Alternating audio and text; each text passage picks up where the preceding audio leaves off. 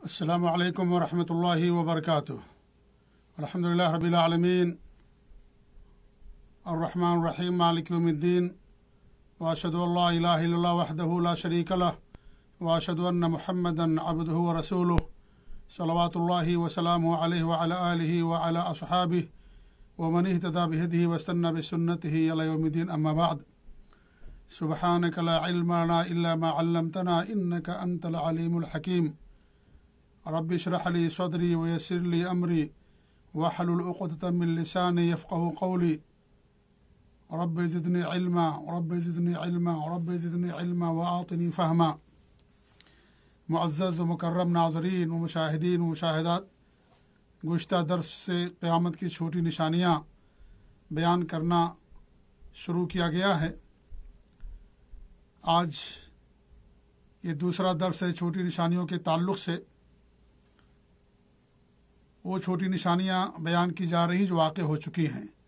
پہلی نشانی تھی آپ کی بعثت، دوسری نشانی تھی آپ صلی اللہ علیہ وسلم کی وفات۔ آج تیسری نشانی پر ہم گفتگو کریں گے اور وہ ہے بیت المقدس کی فتح۔ گزشتہ درس میں صحیح مسلم اور صحیح بخاری کی روایت جو پیش کی گئی تھی، جس کی روایت کرنے والے عوف بن مالک رضی اللہ تعالیٰ عنہ تھے، انہوں نے جو حدیث بیان کی تھی کہ آپ صلی اللہ علیہ وسلم نے فرمایا کہ قیامت سے پہلے 6 علامت شمار کر لو۔ اس میں ہمارے نبی نے فرمایا میری موت، اور دوسری جو نشانی آپ نے بتائی تھی بیت المقدس کی فتح۔ تو اس حدیث سے معلوم ہوا کہ بیت المقدس کی فتح یہ بھی قیامت کی چھوٹی نشانیوں میں سے ایک نشانی ہے جو الحمدللہ واقع ہو چکی ہے۔ قبل اس کے کہ اس کے بیت المقدس کی اس نشانی کے تعلق سے ہماری گفتگو آگے بڑھے، ہم چاہتے یہ ہیں کہ بیت المقدس یا مسجد اقصی کے چند فضائل یا دین اسلام میں اس کا جو مقام و مرتبہ ہے وہ آپ کے سامنے بیان کر دیا جائے۔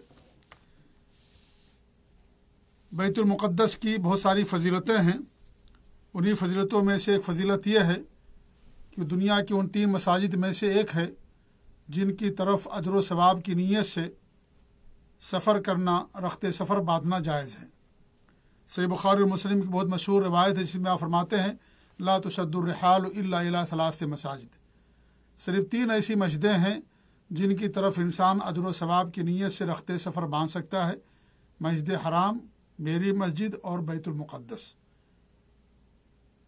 تو یہ اس کی ایک بڑی فضیلت ہے کہ آدمی وہاں پر اجر و ثواب کی نیت سے نماز پڑھنے کے لیے رخت سفر باندھ سکتا ہے، دوسرے ملک سے نماز پڑھنے کی نیت سے بیت المقدس کا سفر کر سکتا ہے۔ دوسری جو اس کی فضیلت ہے وہ یہ ہے کہ روئے زمین کی دوسری مسجد ہے۔ صحیح بخاری اور مسلم کی روایت ہے، ابو ذر رضی اللہ تعالیٰ عنہ فرماتے ہیں کہ میں نے کہا اے اللہ کے رسول صلی اللہ علیہ وسلم، ای مسجد اضیع فی الارض اول، سب سے پہلے زمین میں کون سی مسجد بنائی گئی؟ تو آپ نے کیا فرمایا؟ المسجد الحرام، مسجد حرام۔ وہ کہتے پھر میں نے کہا اس کے بعد پھر کون؟ تو ہمارے نبی نے فرمایا المسجد الاقصی، مسجد اقصی۔ تو ابو ذر فرماتے ہیں قلت کم بینہما، ہم نے کہا کہ ان دونوں کے درمیان کتنا فاصلہ ہے؟ تو ہمارے نبی نے فرمایا 40 سنہ، 40 سال۔ پھر ہمارے نبی نے فرمایا ثم اینما ادرکت کا الصلاۃ بعد فصلہ فإن الفضل فیہ، تمہیں جہاں بھی نماز کا وقت مل جائے نماز پڑھ لو اس جگہ پر، کیونکہ اسی کے اندر فضیلت ہے۔ تو اس سے معلوم ہوا کہ دوسری مسجد ہے روئے زمین کی جو تعمیر کی گئی، اور اس کے تعمیر کرنے والوں میں حضرت سلیمان علیہ السلام کا نام آتا ہے۔ لیکن یہاں اشکال پیدا ہوتا ہے کہ کعبہ یا مسجد حرام کے بنانے والے ابراہیم علیہ السلام ہیں اور مسجد اقصی بنانے والے سلیمان علیہ السلام ہیں، دونوں کے درمیان بہت فاصلہ ہے، تو پھر یہ کیسے؟ تو اس کا جواب یہ ہے کہ سلیمان علیہ السلام نے تجدید کی تھی، اس کے بنانے والے پہلے کون تھے واللہ اعلم بالصواب۔ تیسری فضیلت یہ ہے کہ مسلمانوں کا یہ قبلہ تھا۔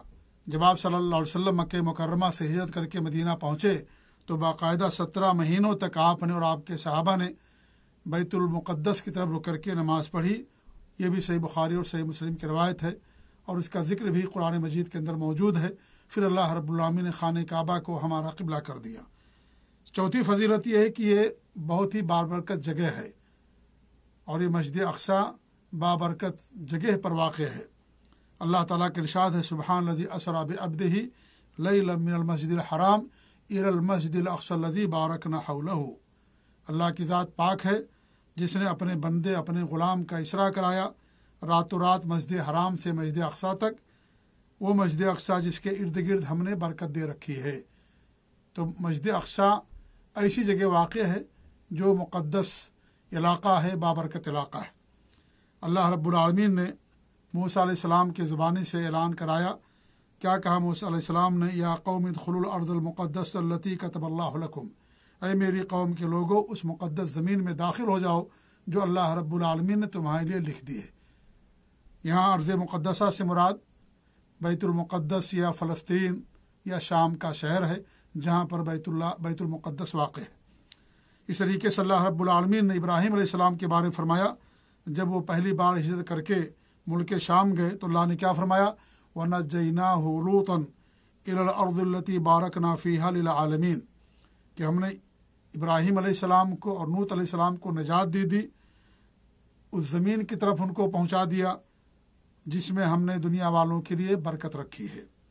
इस तरीके से अल्लाह रब्बुल आलमीन ने फरमाया, व औरथनल कौम अल्लज़ीना कानू इस्तज़अफ़ून मशारिक़ल अर्द व मग़ारिबहा अल्लती बारकना फ़ीहा, कि हमने वो कौम जो ज़ईफ़ थी, कमज़ोर थी, हमने उसको वारिस बना दिया उस ज़मीन का जिसके अंदर हमने बरकत रखी थी।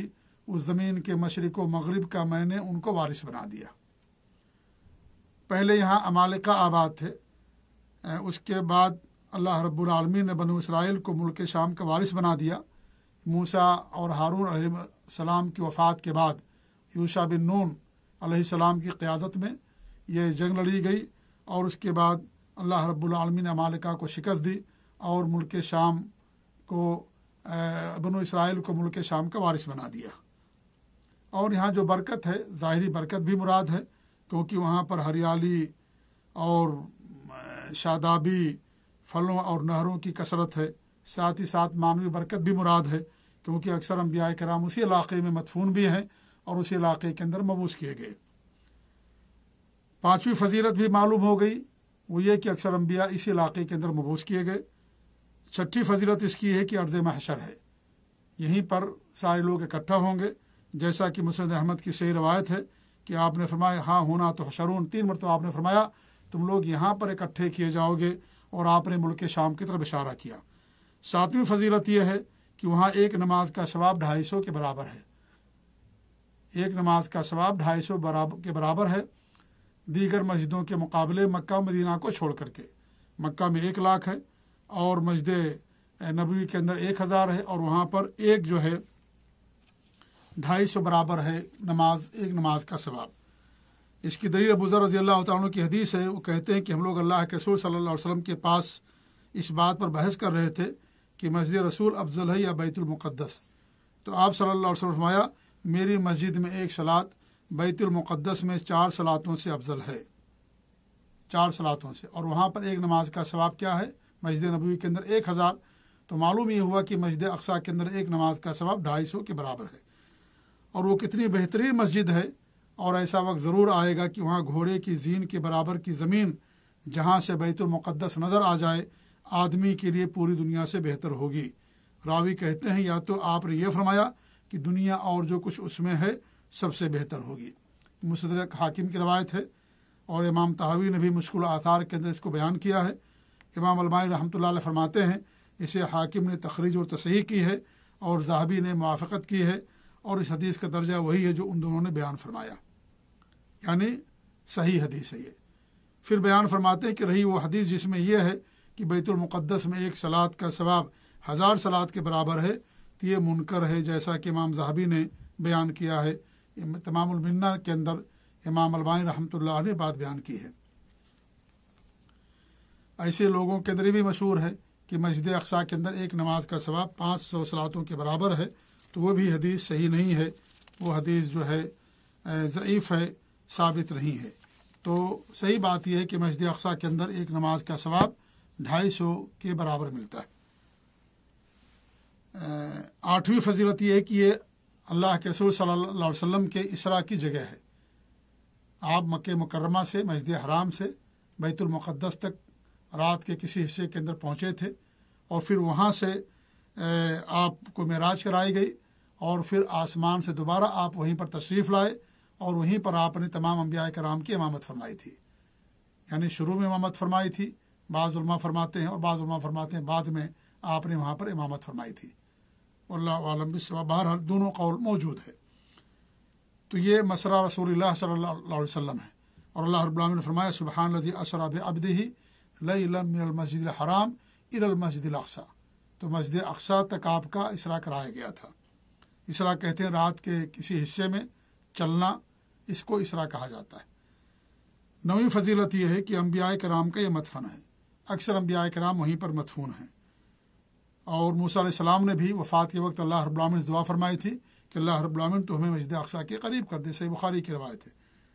उसके ताल्लुक़ से इमाम नबवी रहमतुल्लाह अलैह फरमाते हैं कि मूसा अलैहिस्सलाम ने जो अल्लाह ताला से दुआ की थी कि अल्लाह ताला तो हमें जो अर्ज़ मुक़द्दसा की तरफ कर दे, करीब कर दे, तो फ़िल शरफ़हा, तो उस जगह की शरफ़ की बिना पर, यानी मुक़द्दस जगह है, बाबरकत जगह है, वो फ़ज़ीलत मन फ़ीहा मिनल मदफ़ूनीन मिनल अंबिया वग़ैरहिम, और उस जगह पर जो अंबिया उनके अलावा जो मदफून हैं उनकी फ़जीलत की बिना पर हज़रत मूसा अलैहिस्सलाम ने अल्लाह ताला से दरख्वास्त की थी कि अल्लाह रब्बुल आलमीन तो हमें मस्जिद अक़सा के करीब कर दे या बैतुल मुक़द्दस या के करीब कर दे। वफ़ात के वक्त उन्होंने ये दुआ की थी। 10वीं इसकी फ़जीलत यह है कि इसकी ज़ियारत गुनाहों का कफ़ारा है। यानी जो इंसान खालिस अल्लाह की रज़ा के लिए और वहाँ पर नमाज़ पढ़ने के का सवाब हासिल करने के लिए बैतुल मुक़द्दस जाता है, मस्जिद अक़सा जाता है और वहाँ जाकर के 2 रकात नमाज अदा करता है, नमाज़ पढ़ने के लिए जाता है अजर और सवाब के लिए, तो ऐसी सूरत में ये उसके गुनाहों का कफ़ारा बन जाता है। अब्दुल्लाह बिन अमर बिन आस रज़ियल्लाहु अन्हु फरमाते हैं कि अल्लाह के रसूल ने फरमाया कि जब सुलेमान अलैहिस्सलाम बैतुल मुक़द्दस की तामीर से फ़ारिग हो गए, सअलल्लाह तआला, तो उन्होंने अल्लाह रब्बुल आलमीन से 3 चीज़ों की दरख्वास्त की या 3 चीज़ें मांगी। हुक्मन युसादिफ़ु हुक्महु, कि अल्लाह ताला उन्हें तौफ़ीक़ दे दे कि उनका जो भी हुक्म और फ़ैसला हो वो अल्लाह ताला के फ़ैसले के मुताबिक ही हो। दूसरी चीज़ उन्होंने दुआ की थी या मांगी थी अल्लाह ताला से, वो मुल्कन ला यंबग़ी लिअहदिन बअदहु, कि ऐसी बादशाहत जो उनके बाद किसी के लिए मुनासिब ना हो। और इसलिए उन्होंने मांगी थी मौजज़े के तौर पर, ताकि उसको देख कर के लोग उनके ऊपर ईमान लाएँ। और अल्लाह के दीन की नशर व इशाअत के लिए उन्होंने अल्लाह ताला से ये चीज़ तलब की थी कि एक बतौर मौजज़ा उनके पास हो और फिर वो देख कर के लोग उनके ऊपर ईमान लाएँ, उनकी नबूवत के इकरार करें, अल्लाह पर ईमान लाएँ। इसलिए उन्होंने अल्लाह ताला से इस तरह की दरख्वास्त की थी। इसलिए नहीं कि बादशाह कहलाएँ, ज़मीन के सबसे बड़े बादशाह, इसलिए नहीं, बल्कि इसलिए ताकि उसको अल्लाह रब्बुल आलमीन के दीन की नशर व इशाअत के लिए इस्तेमाल करें, मौजज़े के तौर पर वो हो, ताकि लोग इस्लाम के अंदर दाखिल हों। और अल्लाह रब्बुल आलमीन ने चीज़ उनको अता फ़रमाई। हवाओं पर जो है वो सफ़र करते थे, अल्लाह ने उनको जिन्नों को, शैतानों को, चिड़ियों को, सबको अल्लाह ने उनके लिए मुसख्खर कर दिया था। और तीसरी चीज़ की क्या दुआ की, वो अल्ला यअती अहदुन ला युरीदु इल्ला सलात फ़ीह इल्ला खरज मिन ज़ुनूबिही कयौमिन वलदतहु उम्मुहु, कि जो भी यहाँ पर नमाज की मकसद से आए, यानी उसके यहाँ आने का मकसद सिर्फ नमाज पढ़ना हो, मस्जिद अक़सा आने का मकसद, तो वो गुनाहों से ऐसी पाक व साफ़ हो जाए उस दिन की तरीक़े से जिस दिन उसकी माँ ने उसे जन्म दिया था। फ़क़ाल नबी सल्लल्लाहु अलैहि वसल्लम, तो हमारे नबी ने क्या फरमाया, अम्मा स्नतान फ़क़द ऊतियाहुमा, रही शुरू की 2 चीज़ें जो उन्होंने अल्लाह ताला से मांगी थी तो अल्लाह ने उनको दे दी। वो अर्जु अन यकूना ऊतिया सालिसा, और मुझे ये भी उम्मीद है कि उन्हें तीसरी चीज़ भी अता कर दी गई थी। तीसरी दरख्वास्त उनकी क्या थी, वो यही कि जो यहाँ भी आए और उसका मकसद सिर्फ नमाज पढ़ने का हो, अजर व सवाब के लिए आए, अल्लाह की रज़ा के लिए आए, तो अल्लाह ताला तो उसको गुनाहों से पाक व साफ़ कर दे, उस दिन की तरीक़े से बना दे जिस दिन उसका जन्म हुआ था। तो ये भी उन्होंने अल्लाह ताला से दुआ की थी। तो हमारे नबी सल्लल्लाहु अलैहि वसल्लम फरमाते हैं कि मुझे उम्मीद है कि अल्लाह रब्बुल आलमीन उनको तीसरी चीज़ भी दे दी थी। ये नसई और इब्न माजा की रवायत है और इमाम अलबानी रहमतुल्लाह अलैह ने इसको सही करार दिया है। इसीलिए आप देखिए कि ہمیشہ سے صحابہ کرام بھی اور مسلمان بھی جب تک وہ مسلمانوں کے کنٹرول میں رہا لوگ وہاں پر نماز پڑھنے کے لیے جایا کرتے تھے۔ ابو عبادہ بن الصامت رضی اللہ تعالیٰ عنہ سب سے پہلے قاضی ہیں فلسطین کے، ایسے ہی شداد بن اوس، ان دونوں کی وفات بھی وہیں پر ہوئی تھی اور وہیں پر مدفون بھی ہیں۔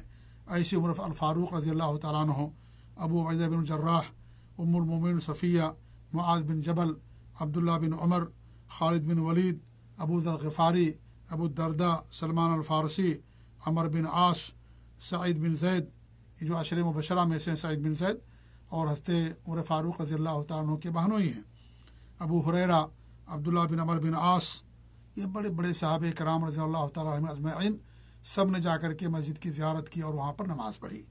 ایسے ہی تابعین میں سے اور بعد کے علماء اور ائمہ اور اعلام میں سے مقاتل بن حیان ہیں، امام اوزاعی ہیں، امام سفیان الثوری ہیں، امام لیث بن سعد ہیں، امام شافعی ہیں رحمۃ اللہ علیہم اجمعین، ان سب نے بھی وہاں جا کر کے مسجد اقصیٰ کی زیارت کی اور اس طریقے سے جا کر کے وہاں پر نماز ادا کیا۔ تو یہ جو مسجد ہے اس مسجد کی بہت بڑی فضیلت ہے اور اس کا فتح کرنا یہ قیامت کی چھوٹی نشانیوں میں سے ایک نشانی ہے۔ یہ نشانی اس وقت واقع ہوئی یا پوری ہوئی عمر فاروق رضی اللہ تعالیٰ عنہ کے دور خلافت میں سن 16 ہجری میں۔ فتح کے بعد امیر المومنین عمر فاروق رضی اللہ تعالیٰ عنہ بنفس نفیس تشریف لے گئے اور مسجد اقصیٰ میں اسی جگہ سے داخل ہوئے جہاں سے اللہ کے رسول صلی اللہ علیہ وسلم اسراء کے دن داخل ہوئے تھے۔ اس کے بعد سارے مسلمانوں نے اور تمام لشکر نے وہاں پر نماز ادا کی اور خلافت بنو عباسیہ تک بیت المقدس مسلمانوں کے ماتحت رہا۔ پھر جب دولت عباسیہ اضمحلال کا اور تنزلی کا شکار ہوئی تو پھر سن 492 ہجری میں بیت المقدس دوبارہ نصرانیوں کے قبضے میں چلا گیا، جس میں انہوں نے جب اسے فتح کیا یا اس پر ان کو قبضہ ملا تو انہوں نے بوڑھوں کو، بچوں کو، مردوں کو، عورتوں کو، سب کو تہہ تیغ کر دیا، سب کو قتل کر دیا اور بری طرح قتل کیا اور پورے شہر کو مذبح خانے میں تبدیل کر دیا۔ جب وہ بیت المقدس میں داخل ہوئے تو مسلمانوں کے اعضاء کو کاٹ کر کے شہر کی فصیل پر پھینک دیا۔ یہ دیکھیے کس قدر تشدد اور تعصب۔ لیکن جب مسلمانوں نے اسے فتح کیا تو کسی کا قتل عام نہیں کیا، نہ بچوں کو قتل کیا، نہ بوڑھوں کو قتل کیا، نہ ان لوگوں کو جنہوں نے تلوار نہیں اٹھا رکھا تھا، جو سامنے نہیں آئے تھے جنگ کرنے کے لیے، کسی کو قتل نہیں کیا۔ امن و امان کے ساتھ اس کے اندر داخل ہوئے۔ یہ مسلمان ہی انسان کے خون کی قدر کرتا ہے، اور جو یہودی ہیں یا اس طریقے سے اور لوگ ہیں ان کے ہاں انسان کے خون کی اتنی قدر نہیں جتنی قدر دین اسلام کے اندر ہے۔ مسلمانوں نے فتح کیا، کوئی خون خرابہ نہیں ہوا، نہ عورتیں قتل کی گئی، نہ بچے قتل کیے گئے، کیونکہ ہمارے دین اسلام کے اندر سے منع کیا گیا۔ لیکن جب یہودیوں نے اس پر دوبارہ کنٹرول حاصل کیا تو قتل عام کیا، بچوں کو قتل کیا، لاشیں لٹکا دی گئی، ہاتھ پاؤں درختوں پر لٹکا دیے گئے، دیواروں پر لٹکا دیے گئے۔ اس طریقے سے انہوں نے جنگ کی اور اس طریقے سے انہوں نے انتقام لیا اور اس طریقے سے خون خرابہ کیا۔ اس کے بعد سن 583 ہجری کے اندر یعنی 91 سال تک بیت المقدس صلیبیوں کے زیر تسلط رہا، یہودیوں کے زیر تسلط رہا، یہاں تک کہ اللہ رب العالمین نے امت مسلمہ کی بھلائی کے لیے ایک شیر دل مجاہد، بے باک اور نڈر اور نیک اور صالح متقی شخص صلاح الدین ایوبی کو پیدا کیا، جنہوں نے اسلامی فتوحات کا بیڑا اٹھایا اور رجب سن 583 ہجری میں صلیبیوں کے ناپاک قدموں سے بیت المقدس کو آزاد کیا۔ یعنی 91 سال تک یہودیوں کے ناجائز قبضے کے اندر رہا۔ اس کے بعد پھر دوبارہ صلاح الدین ایوبی رحمۃ اللہ علیہ نے اسے فتح کیا اور ان کے ناپاک قدموں سے اسے آزاد کیا۔ اس لیے ہم یہ بات کہتے ہیں کیونکہ بیت المقدس پر مسلمانوں ہی کا حق ہے، کیونکہ جو یہودی ہیں ان کا ان پر کوئی حق نہیں ہے، کیونکہ مسلمان ہی انبیاء کے وارث ہیں۔ اللہ رب العالمین نے کیا فرمایا، ان اول الناس بابراہیم للذین اتبعوہ وہذا النبی والذین آمنوا واللہ ولی المؤمنین، کہ سب سے زیادہ ابراہیم علیہ السلام کے حقدار کون ہیں؟ جن لوگوں نے ان کی سچی اتباع کی اور یہ نبی اور جو ایمان لائے نبی کے اوپر، یعنی مسلمان۔ واللہ ولی المؤمنین، اللہ تعالیٰ مومنوں کا ولی اور کارساز۔ اس طریقے سے اللہ کے رسول صلی اللہ علیہ وسلم جب ہجرت کر کے مکہ مکرمہ سے مدینہ پہنچے تو وہاں کی یہودیوں کو روزہ رکھتے ہوئے آپ نے پایا، تو پوچھا کیوں روزہ رکھتے ہو؟ تو انہوں نے کہا کہ اس دن اللہ رب العالمین نے موسیٰ علیہ السلام کو نجات دی تھی فرعون سے، تو ہمارے نبی نے کیا فرمایا تھا؟ نحن اولیٰ بموسیٰ منکم، ہم تم سے زیادہ موسیٰ علیہ السلام کے حقدار ہیں۔ اور بعض روایتوں کے اندر آیا نحن احق بموسیٰ منکم، ہم تم سے زیادہ موسیٰ علیہ السلام کے حقدار ہیں، کیونکہ وہ بھی نبی تھے، ان کا بھی دین اسلام تھا، لہذا ہمارا بھی دین اسلام ہے، توحید کا دین۔ تم لوگوں نے شرک کیا، انبیاء کی تعلیمات بھلا دی، نبیوں کو تم نے قتل کیا، اس لیے تم انبیاء کے وارث نہیں ہو۔ اسی لیے جب یہودیوں نے کہا کہ ابراہیم علیہ السلام یہودی ہیں، نصرانیوں نے کہا کہ ابراہیم علیہ السلام نصرانی ہیں، تو اللہ رب العالمین نے کیا فرمایا؟ ما کان ابراہیم یہودی ولا نصرانیہ، ابراہیم علیہ السلام نے یہودی تھے نصرانی تھے، ولکن کان حنیفا مسلما، وہ یکسو اور سچے مسلمان تھے، وما کان من المشرکین، اور وہ مشرکوں میں سے نہیں تھے، حنیف تھے۔ حنیف یعنی یکسو ہو کر کے اللہ کی بات کرنے والا، مسلمان تھے وہ کیا تھے؟ وہ مسلمان تھے۔ تو انبیاء کی دعوت پر کون کاربند ہے؟ وہ مسلمان ہیں، لہذا مسلمان ہی بیت المقدس کے حقدار ہیں۔ یہودیوں نے تو انبیاء کی تعلیمات بھلا دی، انبیاء کا قتل کیا، شرک کیا کرنا شرک ہے ان کے ہاں، کفر ہے، اور اس طریقے سے انبیاء کا قتل کیا انہوں نے، لہذا وہ کسی بھی طریقے سے بیت المقدس کے حقدار نہیں ہیں۔ وہ ہمارے نبی پر ایمان بھی نہیں لاتے ہیں، جبکہ ہم تمام نبیوں پر ایمان رکھتے ہیں، حضرت سلیمان علیہ السلام ہوں یا حضرت موسیٰ علیہ السلام ہوں، حضرت آدم سے لے کر کے ہمارے نبی تک جتنے بھی انبیاء دنیا کے اندر آئے سب پر ہمارا ایمان۔ اس لیے شرعاً اگر دیکھا جائے تو اس ناحیے سے بھی مسلمان ہی کا وہ حق ہے۔ اور ویسے بھی جب فتح کیا عمر بن خطاب رضی اللہ تعالیٰ عنہ نے، اس کے بعد سے پھر وہ مسلمانوں ہی کے قبضے میں اور یعنی زیر تسلط رہا، مسلمانوں ہی کا ان پر کنٹرول رہا۔ بعد میں ان لوگوں نے ظلم و زیادتی اور زبردستی کر کے اس کو جو ہے حاصل کیا۔ تو سن 583 ہجری میں صلیبیوں کے ناپاک قدموں سے بیت المقدس کو پاک کیا صلاح الدین ایوبی نے، اور جب ان کی وفات ہو گئی تو ان کے جانشینوں میں اختلاف ہو گیا، جس کی وجہ سے 2 مرتبہ بغیر لڑائی کے بیت المقدس کو صلیبی عیسائیوں کے حوالے کرنا پڑا۔ پہلی بار 20 سال تک ان کے قبضے میں رہا، اور دوسری بار 1 سال تک ان کے قبضے میں رہا۔ پھر مسلمانوں کے اپنے دین سے دوری اور حکمرانوں کی نااہلی اور ریشہ دوانیوں کے سبب فلسطین پہلی جنگ عظیم کے بعد برطانیہ کے تسلط میں آ گیا۔ اس کے بعد ایک منظم سازش کے تحت برطانیہ نے دنیا بھر کے یہودیوں کو فلسطین آنے کے لیے دروازہ کھول دیا، اور پھر سن 1948 میں یہودیوں نے اسرائیل کے قیام کا اعلان کر دیا۔ اسی دن سے فلسطینی جو اس کے اصل باشندے ہیں انتہائی شدید قسم کی ظلم و زیادتی، مصائب و آلاب اور جنا وطنی کا سامنا کر رہے ہیں، اور اس طریقے سے ان پر ظلم کیا جا رہا ہے، اور اس طریقے سے بیت المقدس پر ان یہودیوں کا ناپاک قبضہ ہے۔ اللہ تعالیٰ سے ہماری یہی دعا ہے کہ اللہ رب العالمین پھر کوئی ایسا شخص پیدا کرے جو بیت المقدس کو یہودیوں کے ناپاک قبضے سے پاک کرے۔ آج امت عمر فاروق کی منتظر ہے، صلاح الدین ایوبی کی منتظر ہے۔ آج کون ہے جو قیامت کے سے قبل بیت المقدس کی فتح کی کہ نبی کریم صلی اللہ علیہ وسلم کے وعدے کو سچا ثابت کر دے؟ اور بیت المقدس کا مسئلہ صرف فلسطینیوں یا عربوں کا نہیں ہے، بلکہ پوری دنیا کے مسلمانوں کا مسئلہ ہے۔ یہ دین کا مسئلہ ہے، یہ صرف زمین کا معاملہ نہیں ہے، دین کا مسئلہ اسلام کا مسئلہ ہے۔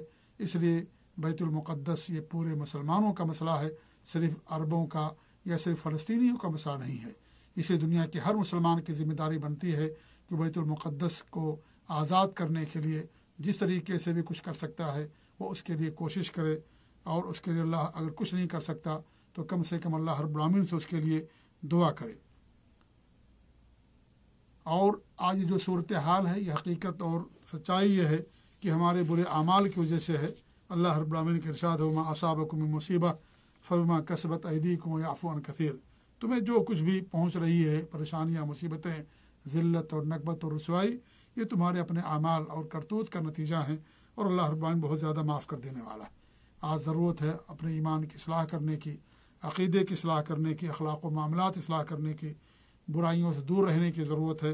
اللہ تعالیٰ کے ساتھ سچائی کے ساتھ اس پر ایمان لانے اور سچائی کے ساتھ اس کی بات کرنے کی ضرورت ہے۔ جب تک ہم دین کی طرف رجوع نہیں کریں گے اس وقت تک ہمارے لیے پستی اور رسوائی مقدر رہے گی۔ دین کے ذریعے سے اللہ نے ہمیں غلبہ عطا کیا، لہذا دین ہی کے ذریعے سے ہمیں دوبارہ غلبہ ملے گا۔ اور دین کے اندر اصل کیا ہے؟ توحید ہے۔ پورے دین کے اندر جب تک مسلمان داخل نہیں ہو جائیں گے اس وقت تک مسلمانوں کو غلبہ نہیں ملے گا۔ لہذا اگر ہم چاہتے ہیں کہ بیت المقدس آزاد ہو تو ہم دین کے اندر داخل ہوں، اپنے عقیدے کی اصلاح کریں۔ آج دیکھیں مسلمانوں کے اندر شرک آ گیا، کفر آ گیا، مسلمان کس قدر بےایمان ہو گئے، مسلمان کس قدر دین سے دور ہو گئے۔ کون سی ایسی برائی جو آج کا مسلمان نہ کرتا؟ جب تک ان تمام چیزوں کو نہیں چھوڑیں گے، اپنے عقیدے کی اصلاح نہیں کریں گے، کتاب و سنت کو اپنا مصدر نہیں بنائیں گے، کتاب و سنت کے مطابق عمل نہیں کریں گے، اور جب تک اپنے اخلاق و معاملات کو درست نہیں کریں گے، جب تک ہمارے اندر اخلاص نہیں ہوگا، اور جب تک سچائی ہمارے اندر نہیں آئے گی، جب تک دین کے اندر مکمل طور پر داخل نہیں ہو جائیں گے، اس وقت تک بیت المقدس مسلمانوں کے زیر کنٹرول نہیں آ سکتا ہے۔ اللہ تعالیٰ سے ہماری یہی دعا ہے کہ اللہ رب العالمین ہم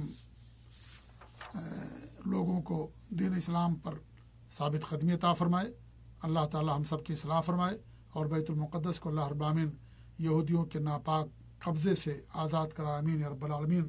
وصلی اللہ علیہ محمد وعلی آلہ وصحبہ اجمعین، وجزاکم اللہ خیر، والسلام علیکم ورحمۃ اللہ وبرکاتہ۔